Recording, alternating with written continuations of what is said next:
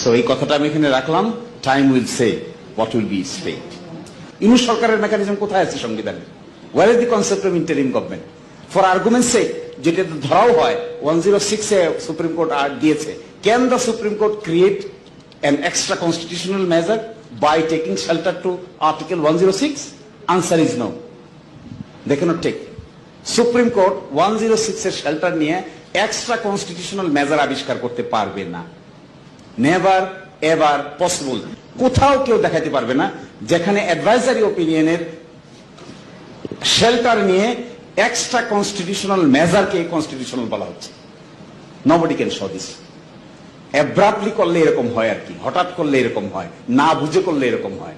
বুঝতে না পারলে বুঝার লোকদের সঙ্গে আলাপ আলোচনা তো করতে হবে না। That was a wrong step taken by, serious wrong step.